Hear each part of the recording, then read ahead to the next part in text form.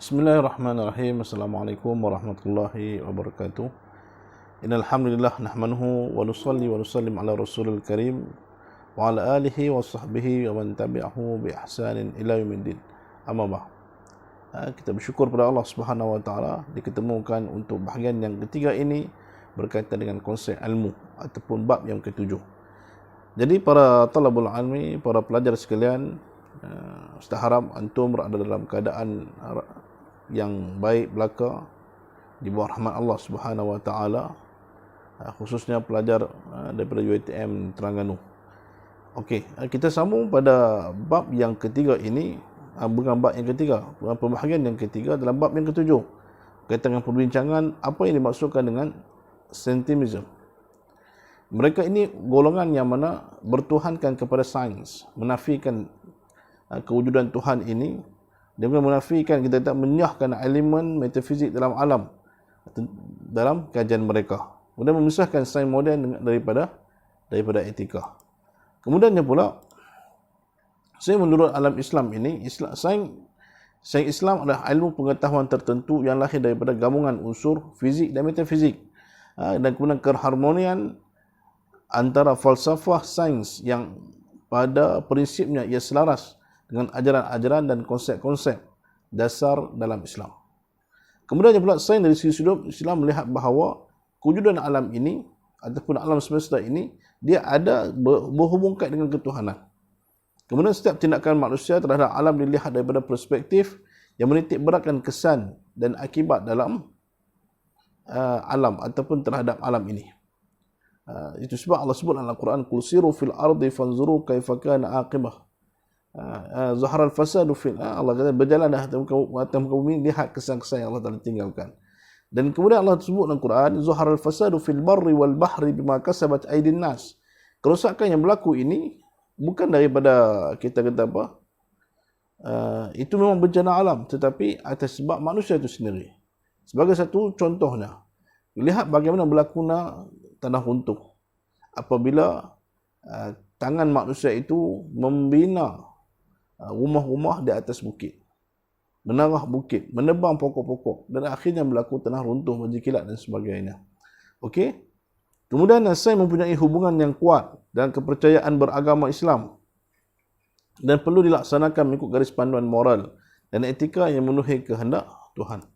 Peranan sains Islam ini ialah membantu manusia mengenal Allah sebagai pencipta. Ini peranan dia. Kemudian membantu manusia memahami persoalan tauhid, menegakkan hakikat kebenaran, membawa manusia bersifat tafakur, yakni berfikir apa di atas kita kata ciptaan Allah Subhanahu wa taala ini. Membantu manusia memenuhi keperluan material, membantu dalam melaksanakan syariat, menghubungkan nilai etika dalam Islam dengan sains dengan agama dan sains dengan Al-Quran dan Sunnah. Kemudian memenuhi keperluan manusia kepada konsep keindahan dan akhir sekali memudahkan kehidupan manusia itu sendiri. Maka Islam tidak menafikan dengan adanya teknologi sains ini dapat membantu manusia memudahkan pergerakan mereka, memudahkan kita kehidupan mereka. Islam tidak menghalang. Selagi mana tidak ada perkara yang mana mensyirikkan Allah Subhanahu wa taala. Bagaimana kita melihat bahawa sains itu juga membenarkan apa yang dikatakan dalam Al-Quran dan juga hadis. Sebagai contoh dalam hadis Nabi SAW, kalau kita lihat dalam kitab Tibbun Nabawi, menjelaskan Nabi meletakkan pemakanan, cara kaedah sunnah Nabi ni, perut kita ni dia kena ada tiga bahagian dia. Bahagian kita ada bahagian udara, bahagian air dan juga bahagian makanan. Nabi kita makan sebelum berhenti, makan sebelum kenyang. Maksudnya apa? Kena ada space, kena ada ruang. Kalau tidak manusia hidup, kita kata perut ini akan proses terlalu berat dan akhirnya menjadikan kesan yang tidak elok. Dan dalam kitab Tibbun Nabawi juga menjelaskan bahawa perutlah punca segala penyakitnya. Maka itu sebab kalau kita tidak menjaga segi pemakanan, kita tidak jaga segi bagaimana kondisi ataupun ruang yang perlu kita isi dalam perut kita ini, mengakibatkan apa?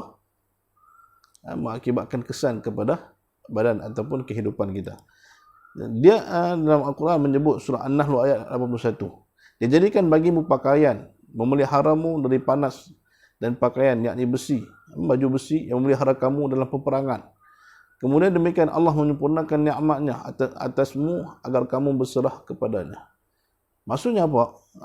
Allah telah jadikan kita apa? Jadikan hadid, biji besi.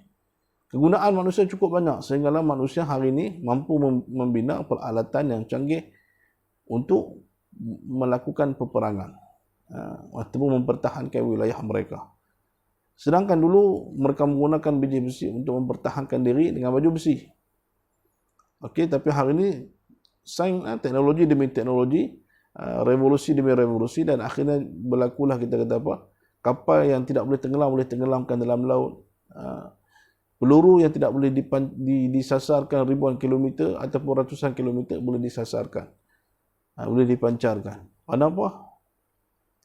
Allah telah jadikan material tersebut dan digunakan dari segi sudut teknologi sainsnya dan akhirnya membina satu benda yang cukup hebat. Tapi atas manusia, sama ada manusia menggunakan perkara tersebut untuk kebaikan ataupun menggunakan perkara tersebut untuk keburukan. Itu kita letak zuharal fasadu fil barri wal bahri bima kasabat aydin nas. Itulah yang dikatakan bahawa kerosakan itu di tangan manusia. Kemudiannya pula, buatlah baju besi yang besar-besar dan ukurnya ayamannya dan kerjakanlah amal-amalan yang soleh. Sesungguhnya Allah akan melihat apa yang kamu kerjakan. Kemudian ayat-ayat ini membuktikan bahawa teknologi dituntut dapat memberikan kebaikan kepada umat Islam serta membantu membangunkan agama Islam. Okey. Kesan saintisme dalam Islam ini ataupun saintisme ini kekeliruan ilmu boleh merosakkan akidah. Dekonstruksi ilmu pembuktian hanya berdasarkan panca indera semata-mata. Kemudian anggap subjek agama sebagai ilmu sampingan sahaja. Kemudian menggunakan sains sebagai satu-satunya ilmu yang sah dan benar untuk mengetahui hakikat. Nah, mereka memisahkan agama. Mereka melihat bahawa sains membawa kepada kemajuan dan agama ini menyekat kemajuan. Dan akhir mereka memisahkan agama, mereka memandang bahawa ilmu sains itu ilmu yang lebih penting, agama tidak penting. Maka akhirnya apa yang berlaku? Kita boleh lihat bahawa umat Islam pada hari ini bila menyentuh bab fardu ain hari ini, mereka tidak kata, saya tak boleh lah. Nak suruh jadi imam, nak suruh baca surah Fatihah dengan betulnya. Mereka kata, saya bukan sekolah agama, saya bukan pelajar agama, saya bukan ustaz. Tapi sedangkan perkara tersebut adalah asas dalam kehidupan mereka sebagai seorang yang beragama Islam. Sebab apa? Apabila mereka mementingkan pada ketika mereka ni masih lagi kita kata kanak-kanak ataupun masih lagi remaja, mereka tidak menitik beratkan ilmu agama ketika sekolah rendah, sekolah menengah. Mereka mementingkan kepada ilmu sains, ilmu yang kita kata fardu kifayah ini, dan akhirnya ilmu fardu ain akan jadi ketinggalan. Okey, ilmu telah dikaburkan maknanya, dianggap neutral seperti tabula rasa. Okey, kesan saintisme dalam kepada pendidikan ini, pengumbal sistem pendidikan lebih mengutamakan disiplin sains tabi'i. Kemudiannya, kayu ukur kemajuan dan pembangunan berasaskan acuan materialistik. Sumber rujukan pengajaran lebih tertumpu kepada barat, kurang penekanan diri, kurang penekanan nilai akhlak dalam pengajaran. Orientasi pendidikan menerapkan dualisme. Kemudian ukuran prestasi universiti berasaskan pencapaian kuantitatif, yakni ranking. Sedangkan kita lihat bahawa kehebatan universiti tersebut adalah kajian ilmiahnya, ataupun kita kata segi ilmu yang diajar kepada pelajarnya. Tetapi hari ini dilihat kepada pertandingan ranking dan sebagainya, pengeluaran artikel, sehingga ada universiti yang hebat, yang kita kata yang ada sudah lama tak diiktiraf. Kenapa? Tidak selari dengan kehendak yang dibawa oleh barat. Sebagai contoh, Universiti Al-Azhar itu sendiri. Kalau kita tengok Universiti Al-Azhar ini begitu hebat, wujud ketika zaman Fatimiyah lagi, 1000 tahun telah wujud kita kata apa, universiti tersebut, tapi tidak dinilai sebagai satu universiti yang hebat. Kenapa? Tidak selari dengan kehendak barat. Okey. Kemudian seterusnya, Kita lihat di sini kesan-kesan apa yang berlaku dalam slide ni, kamu boleh tengok. Slide ni yang telah diberikan dalam grup WhatsApp. Melihat bagi kesan-kesan manusia, bila mereka kesan-kesan kita kata tangan-tangan manusia itu sendiri, penerus sains, muka berbina kilang-kilang, dan akhirnya kilang itu mengeluarkan pencemaran udara, pencemaran air dan sebagainya. Okey. Kemudian yang pula dengan adanya kita kata apa? Teknologi sains ini, maka boleh mereka boleh membuat bayi tabung uji, kemudian membuat bank sperma dan sebagainya. Okey. Dan mereka boleh kacuk pula di antara apa? Di antara binatang-binatang lain dengan menggunakan kita kata sperm tadi ni. Contoh ambil kambing dengan babi, macam-macam mereka buat campur adukkan, jadi keluar binatang yang bukan-bukan. Ini boleh juga merosakkan apa? Merosakkan dari sudut haiwan itu sendiri. Kalau kita kata dalam Islam sekalipun membincangkan juga berkaitan dengan apa? Campuran di antara kambing dengan, contoh kita kata apa? Mereka gabungkan anjing dengan serigala. Anjing dengan serigala, babi dengan kambing contohnya, untuk melahirkan anak yang banyak. Kalau kata serigala dengan anjing untuk mungkin kata apa? Binatang yang lebih berlainan sikit, tapi ada kekuatan segi pelbagai kan. Maka jadilah kita kata apa?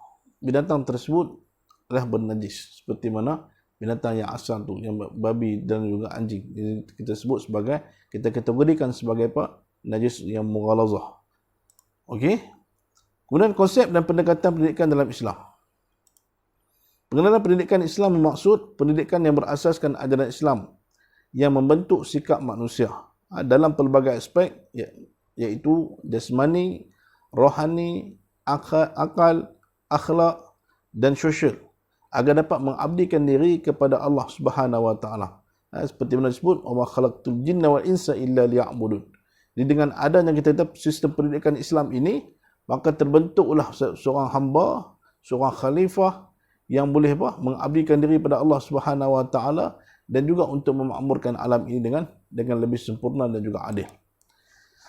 Okey, tujuan pendidikan Islam ini ada 4. Yang pertama adalah perkembangan fizikal. Yang kedua, perkembangan intelek. Yang ketiga, perkembangan spiritual. Dan yang keempat adalah pribadi yang seimbang. Jadi pendidikan Islam ini dipecahkan kepada 3. Yang pertama ta'lim. Yang kedua tarbiyah. Dan yang ketiga adalah ta'dib. Okey, yang dikatakan ta'lim ini berasal daripada kalimah allama yu'allimu ta'lima. Allama ni mengajar, allama yu'allimu, dia ajar, ta'lim ni pengajaran. Istilah memberitahu sesuatu kepada seseorang yang belum tahu.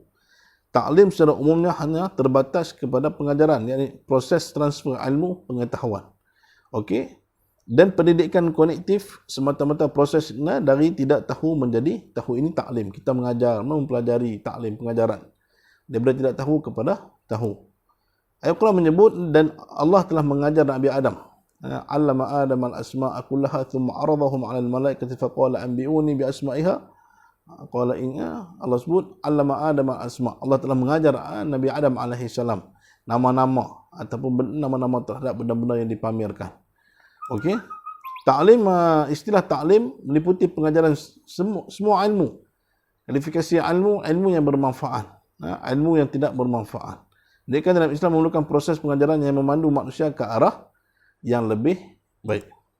Yang disebut sebagai tarbiyah pula disebut sebagai rabbah. Rabbah ini memiliki, menguasai, mengatur, memelihara, memberi makan, menumbuhkan, mengembangkan. Tarbiyah adalah proses mengembang dan membimbing jasad, akal dan juga jiwa. Itu mendidik lah. Tarbiyah ini adalah mendidik, memelihara, menjaga ni. Merupakan kegiatan yang disertai dengan penuh kasih sayang, kelembutan hati, perhatian, bijak dan menyenangkan. Ini disebut sebagai tarbiyah. Namun secara saintifiknya istilah tarbiyah ini tidak memadai untuk bawa konsep pendidikan dalam pengertian Islamnya. Istilah tarbiyah yang digunakan pada masa kini merujuk kepada perkembangan aspek fizikal dan emosi para pelajar. Okey, Tarbiyah merupakan proses pengembangan penumbuhan diri yang bersifat fizikal dan kuantitatif. Maksudnya kita mendidik bagaimana membentuk seorang pelajar itu yang penuh dengan adabnya, penuh dengan akhlaknya, dan kita mendidik pelajar itu dengan ilmu dan sebagainya. Kemudian ayat Al-Quran yang berkaitan dengan katakanlah, wahai Tuhanku, cucurilah rahmat kepada mereka berdua, sebagaimana mereka telah mencurahkan kasih sayang dan memelihara dan mendidikku semasa kecil. Doa apa? Rabbana ighfir lana dhunubana wa liwalidayna warhamhuma kama rabbayani. Macam mana mereka mendidik, menjaga kita? Kita doa pada ibu bapa kita, kama rabbayani shaghira, ketika kita kecil. Ketika kita kecil, apa kita boleh buat? Kita tidak mampu nak buat apa-apa, melainkan dibantu oleh ataupun diasuh, dijaga, ditarbiyah oleh ibu bapa kita. Okey? Dan ta'dib pula berasal daripada kata kalimah adaba yu'addibu ta'diban. Adab berarti mendidik. Ta'dib berarti pengenalan, pembimbingan, pengakuan dan secara beransur-ansur. Ditanam kepada manusia tentang segala sesuatu yang dapat membimbing ke arah kesopanan, kehalusan budi pekerti dan ketaatan terhadap kekuasaan dan keagungan Allah Subhanahu wa taala. Ini disebut sebagai ta'dib. Konsep ta'dib adalah dalam pendidikan Islam yang menyeluruh, kerana apa? Aspek-aspek ilmu yang diraih adalah berpandukan tauhid dan pandangan hidup Islam. Dari sisi sudut praktikal, untuk mencapai tujuan utama pendidikan Islam, ilmu-ilmu tidak hanya perlu diintegrasikan, bahkan ilmu yang berasaskan falsafah sekular perlu diislamisasikan terlebih dahulu. Kalau ilmu datang daripada barat, kita perlu tengok terlebih dahulu supaya ia tidak membawa kepada konsep ketuhanan mereka atau mensyirikkan Allah Subhanahu wa taala.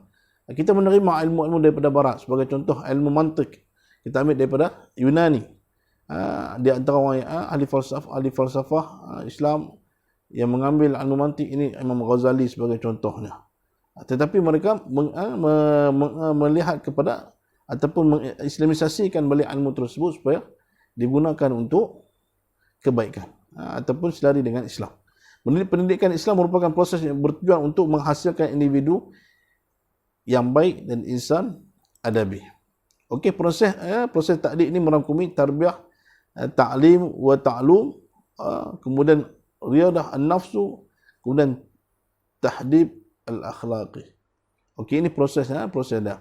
Dengan tarbiyah, dengan ta'lim wa ta'lum, kita belajar, kemudian riyadah an-nafsu, dan seluruhnya adalah tahdib al-akhlaqi. Kalau riyadah ni kita melakukan, menggerakkan kita punya diri kita. Kemudian ta'dibul akhlaq, kita melaksanakan adab. Okey, barulah kan lahirnya ta'dib ini. Jadi proses ini menyempurnakan insan, tarbiyah ini menyempurnakan insan secara berperingkat, menggambarkan proses perkembangan secara lebih umum, malah diaplikasikan juga untuk haiwan dan tumbuhan. Kemudiannya pula pengajaran. Pembelajaran menumpukan kepada aspek kolektif intelek atau akliyah seseorang murid. Riyadah an-nafsu itu ialah disiplin diri, merangkumi jasad, ruh dan akal. Seterusnya proses ta'dib merangkumi juga kepada tahdibul akhlak, iaitu tahdibul akhlak itu proses penyucian dan pemurnian akhlak. Okey, so kesimpulannya adalah pendidikan Islam bertujuan untuk membentuk insan bersepadu dari segi sudut, dari setiap sudut, dan membawa diri insan ke arah yang lebih baik, bukan hanya sebatas pengetahuan yang akhirnya hanya menjadikan manusia yang sekular. Kemudian matlamat pendidikan Islam adalah sedari dengan